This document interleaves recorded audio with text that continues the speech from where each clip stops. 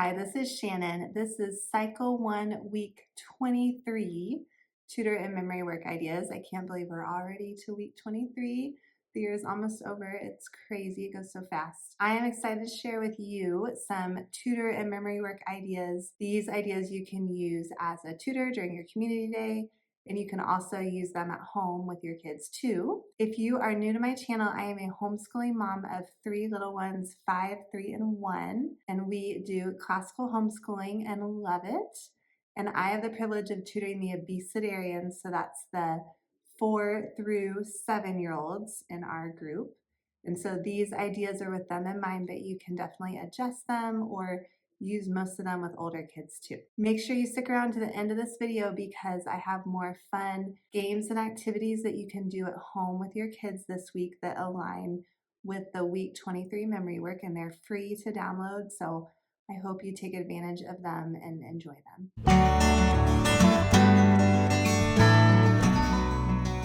I'm going to start with English this week like I normally do. So I have the next 4 linking verbs written down in this notebook. So I have this preschool line paper notebook, and I have one of these for each of the kids in my group. They've been using them all year. So I like to pre-write some of them.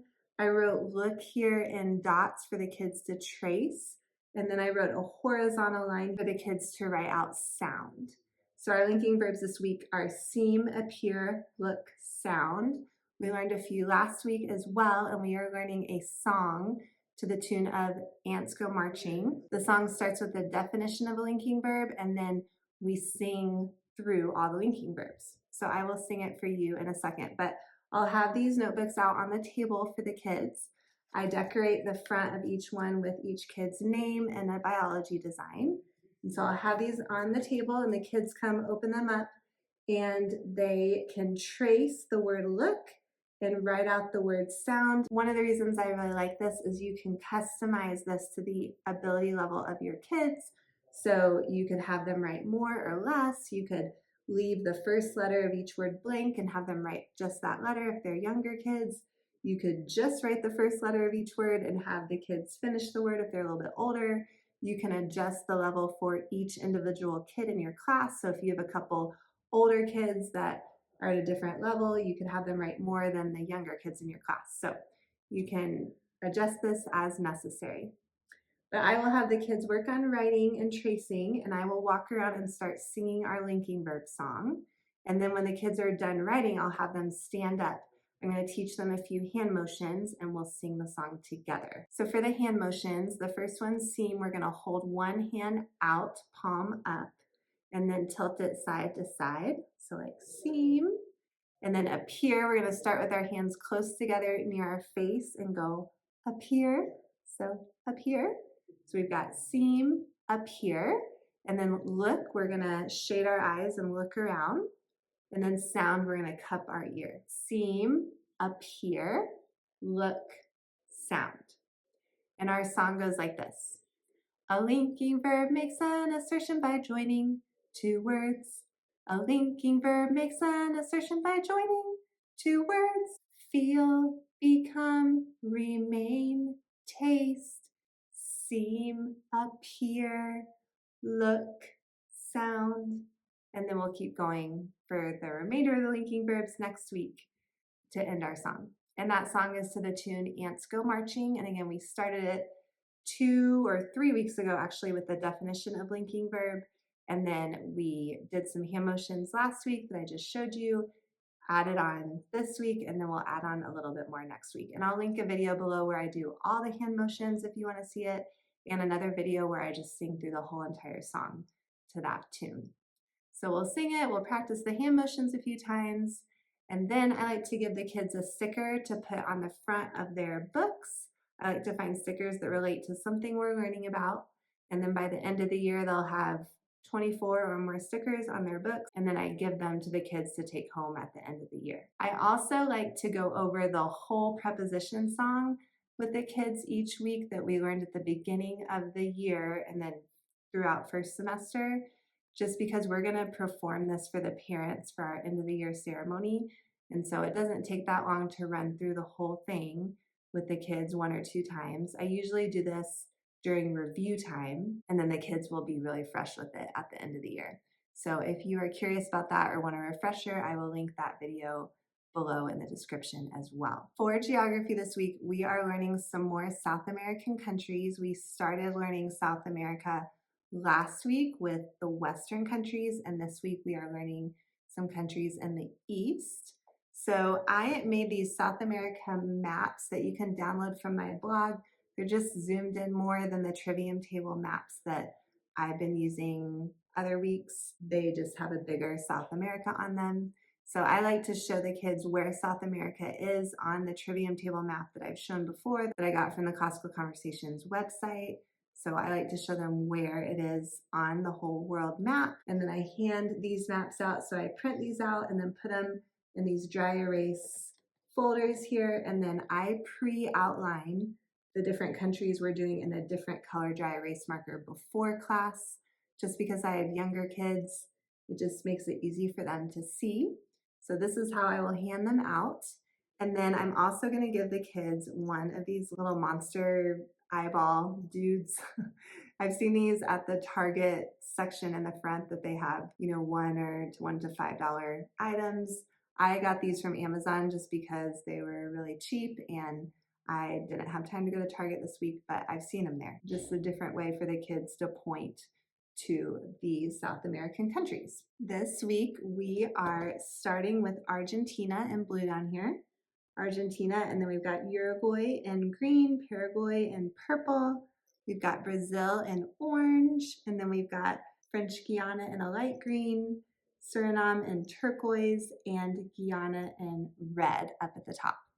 So we are going to continue to sing our song to the tune Camptown Races. We started this last week with South America West, and we're going to continue it this week with South America East. And so it goes like this. South America, East Argentina, Uruguay, Paraguay, Brazil, French Guiana, Suriname, Guyana.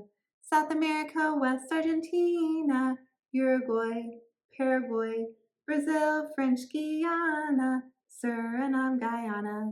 And I'll link my video if you want to see me sing the whole way, like all the South American countries. I'll link that video below too. So we will sing it, and I'll encourage the kids to use their little googly-eyed dudes here to point to each one as we sing it. And then I like to play a little game where I say, okay, let's all put our googly eyes on the orange country. Who remembers what that's called? That's Brazil. Yay. All right, now let's all put our eyes on the blue country. What's that one called? Argentina. Good job. And then you can keep doing that to review all the countries. That is geography this week. For history this week, we are learning about the liberation of South America. And I am going to do some silly words again because my kids love this. This is one part that they're always super engaged in, so I'm not going to change a good thing. So what I do is I start singing the history song, or you could play it if you'd rather do that. And I tell the kids to listen really carefully because after I sing it through normally, then I'm going to throw some silly words in and they have to try to catch them. So the normal way it goes, and you'll hear the word and you'll hear the phrase, they fought a lot. So we're going to do something fun with that in a minute too. It goes like this. In the early 1800s, San Martin of Argentina, they fought. O'Higgins of Chile and Bolivar of Venezuela, they fought to liberate South America from Spain. In the early 1800s, they fought. So I'll sing it through normally first, and then I'll throw some silly words in. So for example, I'll say, in the swirly 1800s, I'll say swirly, it's not swirly. Oh, what should it be? Oh, early, okay. Then I start at the beginning and sing it normally until the next silly word. In the early 1800s, San Martin of Hyena. Hyena? No, what should it be? Oh, San Martin of Argentina. Okay. So then I go back to the beginning and I keep doing it until the next silly word. So I'll tell you the silly words I did, and then I'll tell you what we're going to do next. So the silly words were swirly instead of early, hyena instead of Argentina, frilly instead of Chile, mozzarella instead of Venezuela, alligate instead of liberate, and brain instead of Spain. So after we make it through all the silly words, I'm going to give each of the kids one of these fun guitars. I found them at the dollar store a while ago. I've used them several weeks. They love them and they strum. It's really cool. And this song has guitar in it, so I thought it would be appropriate. I'm also going to tell them every time they hear "they fought" in the song, they can gently, we're not going to actually hit anything or anyone with our guitars. I'll be pretty clear about that. But gently they can kind of act like they're fighting with their guitar. But again, I'll repeat, we're not going to hit anything with our guitars, just air fight. So for example, we'll go, in the early 1800s, San Martin of Venezuela, they fought. And then we'll keep singing it through a couple times. That is history this week. For math this week, we are learning about the distributive law. I made another little puzzle. You can see what it looks like in my picture. And so I'm going to have the puzzle pieces cut up. I have A, B, and C all in different colors. And I'm going to give the kids each a baggie with cut up puzzle pieces. And I'm going to encourage them to try to put them together as I sing the distributive song. So we're going to sing a song to the tune, "Be Careful Little Eyes What You See." And so as they're working on the puzzle, I'll be either singing or playing the song. A lot of times I record myself and then just play myself as I'm walking around helping them. So they're hearing the song a lot. And then once they get their puzzles together, we'll all sing it together and kind of look at our puzzle and follow along as we sing A, B, C, etc. So the song goes like this. The distributive law states A times opening parenthesis, B plus C closing parenthesis equals A times B plus A times C. So again, we'll sing that together a few times, especially after the kids have their puzzles finished so they can follow along and see the different letters. And if you want to use these puzzles either as a tutor or you could use them at home too, if you want to do something different as a tutor, you can download them from my blog and I will link that below. For Latin this week, we are learning the fifth declension noun endings. So we're going to play a little game called Sparkle. I've done this before with the kids and it's one of their favorite games. So what we do is sit in a circle, and since I have younger kids, it ends up being that we all say the noun endings together, but I kind of point to each kid as we say each one, going around in a circle. And then whoever says the last noun ending, the person after them, we say sparkle, and that person is out. So they sit out, and then we do it again with the remaining kids. When I've done this before, the kids don't mind getting out. They just really like it, and they think it's fun to see who's going to get sparkle next. I joke with them like, am I going to get sparkle next, or is one of you? So it's just fun, and so far I haven't had anybody sad about getting out, but you can obviously gauge what your kids are like, and maybe nobody gets out and you just keep playing and say sparkle. It's still fun. Nobody has to like actually sit out if that would not be a good thing. For a little bit older kids, you could have them each say a noun ending. So one kid says the first one, ace, and then the next kid says the next one, a, and then the next kid, etc. For a little bit older kids, they could get that and they've heard this enough that they might know it well enough to do that. Again, with younger kids, they didn't know it well enough, so we just all said them together and I pointed to each kid so they knew who was going to be sparkle. So the way it would work is the noun endings start like this. I would go ace, A-E-N, A, ace, A-E-N, A, ace, A-E-N, A. And then I would point to a kid and say singular, another kid, fifth declension, and the next kid would be sparkle.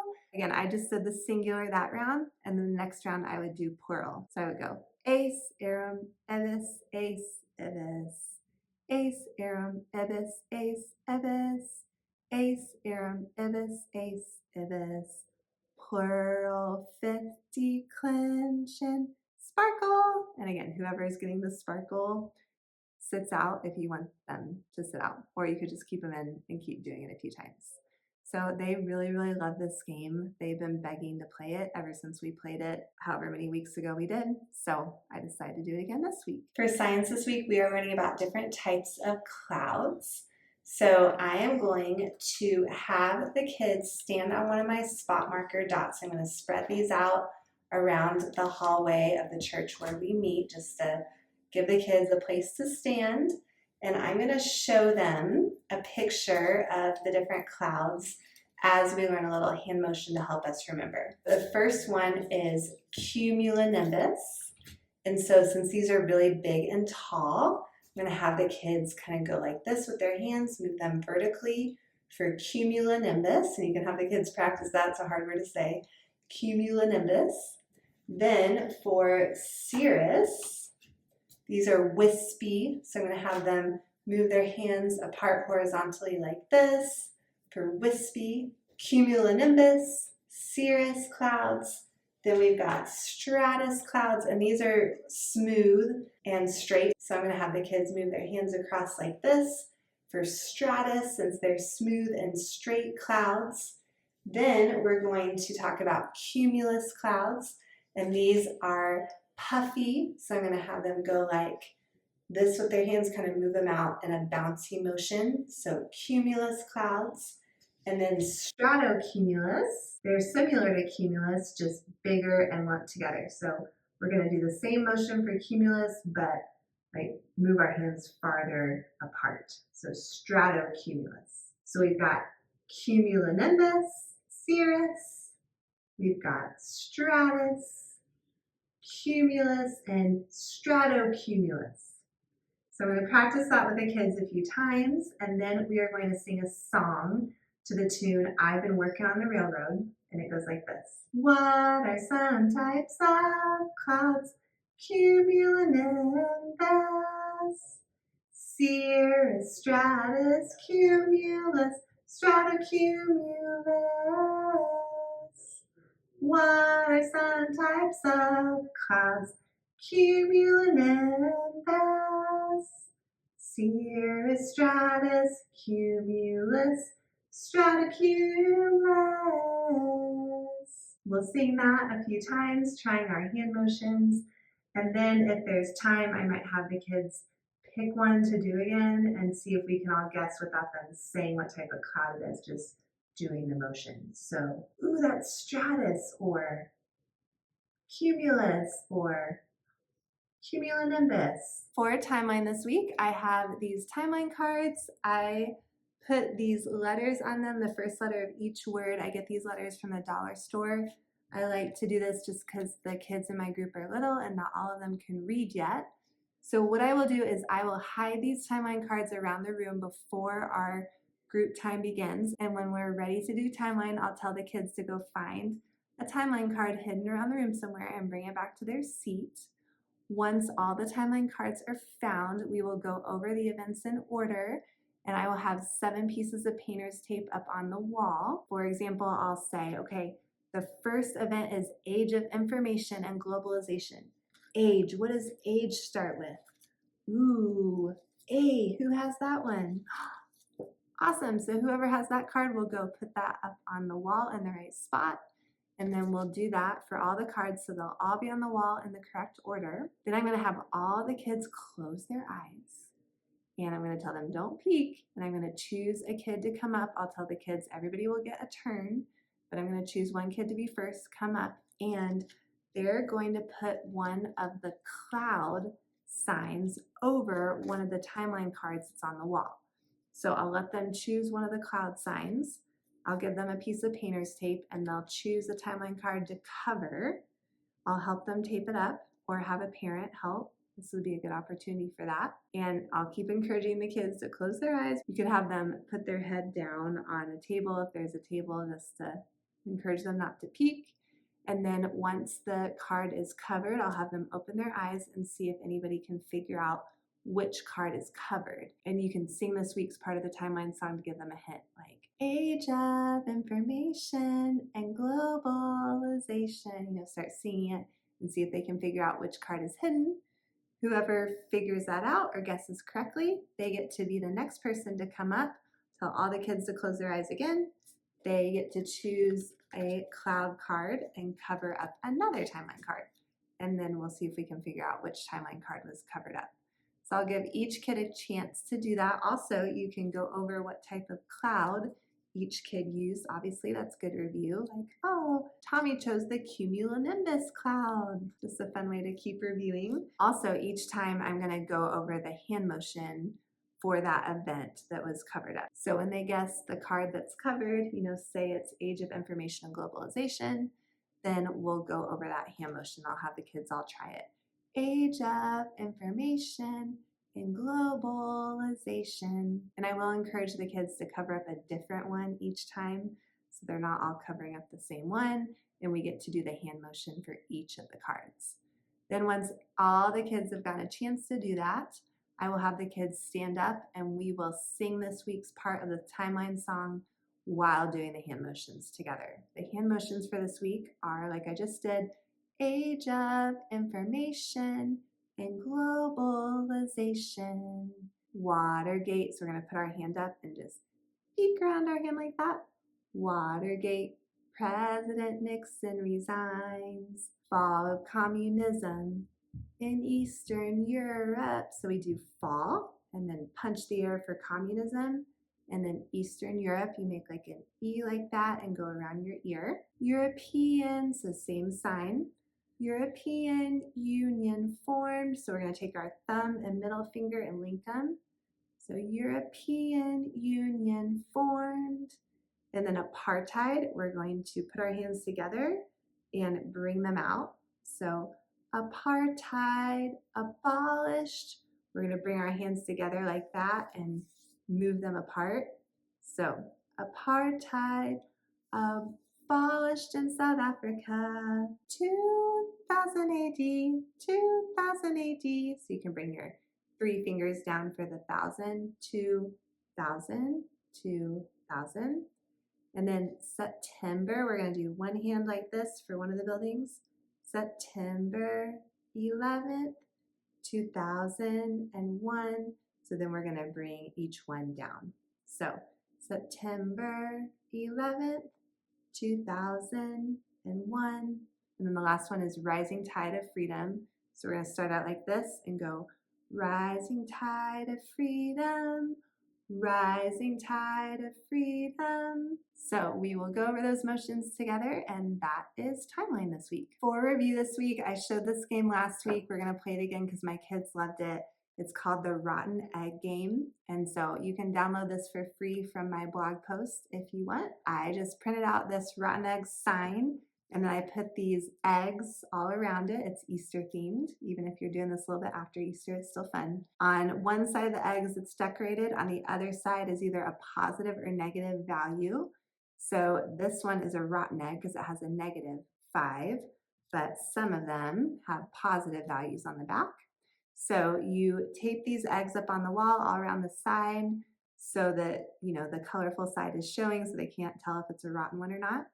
You divide the class into 2 teams, and then you just start asking review questions. For example, you could say, tell me one of the helping verbs that we have learned. And then a kid raises their hand, says one, they get to come pick an egg, then they turn it around and see if it's rotten or not. This one isn't. So their team gets positive 10 points, and I usually get a parent to keep score. Then I ask another review question. So another kid comes up, chooses an egg from the board, turns it over. Uh-oh, that one's rotten. So then they get -10 points. And so I just keep doing this until all the eggs are off the wall or we're out of time.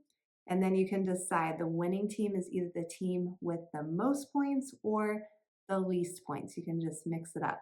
I played this type of game with my kids multiple times this year. I have a Stinky Feet game, same idea, and a Valentine Love Bug game, same idea. So the kids know the drill, and sometimes the winning team has the most points, and sometimes I say the winning team's gonna have the least points this time, just to mix it up. So again, you can download this game. It's really fun. The kids in my group are young, and they still do really well with it. Obviously, older kids would do great with this too. I will link below where you can find it, and that is what we're doing for review. As I promised, I want to show you the memory work games and activities you can play with your kids at home this week. These are free to download from my blog, so I hope you enjoy them. I have the South America map. I showed this last week, this dice game. So it has all the locations from last week and this week. Your kids can roll either one dice or two, and then find the sum or the number rolled, and then try to identify the location. So I have a key and also a blank map too if you just want it for a resource. For math, I have this fun properties activity. So this has all the properties: associative, commutative, identity, and distributive. And it just has the kids identify what property is on the ice cream scoop and color that a certain color. So I have different forms of that, so your kids can do that multiple weeks to practice multiple times. Then I have this weather, friends, and clouds game. So we did this last week as well. I have different cutouts that you can print and laminate it if you want, of different types of clouds and weather. So the kids go through a little weather journey and either add or remove certain clouds or weather. It's a really fun way to learn about what's happening during the different weather fronts and the different types of clouds. And then for history, I have this spinner you can make. I haven't completely finished mine yet, but I usually just put a safety pin in and a brad, and then it spins, or you could purchase a little spinner if you want. But I have this 4 in a row game, and so the kids spin the spinner, see what they get, and then find that matching image on their board. And the first one to get 4 in a row wins. For English, I have my linking verb cards that I've shown before. You can play memory with these or go fish or just use them for reference. They have the linking verbs and a picture and a sentence that uses the linking verb in it. And for Latin, like I've shown before, I have this Latin bingo game. It has all the Latin noun endings on it. So a great way to review those and practice those. I believe that's it. Again, you can download those for free. I will link in the description where you can get those. And I hope you enjoy them. Also, be sure to check out my picture book list if you haven't already. I have great picture books that go with each week for the second semester of Cycle 1. I also wanted to show you this new memory work game I made that's Easter themed. So it's similar to the Christmas and fall one if you've seen those, but it comes with cards. So it's just like Candyland, where a kid draws a card and goes to the first space that matches that color. And then that color coordinates with a subject. So blue, for example, is geography. So then they can answer a geography question. So just a really fun way to review as we get closer to the end of the year. I'll link in the description where you can find this game as well. And it's fun just because it's Easter and spring themed. If you are enjoying my videos, please subscribe to my channel. I am posting 1 video per week, sometimes more, relating to homeschooling, tutor ideas, memory work, songs. Sometimes I post about healthy living, so be sure to subscribe so you don't miss out. And check out my Instagram. I like to post what we're doing throughout the week, homeschool-wise, and healthy recipes we're making. And also check out my blog where you can find these activities and written up blog posts with what we do each week in our homeschool and tutor plans and other things as well. Check that out. I hope you have a wonderful week, and I will see you next week for the end, week 24.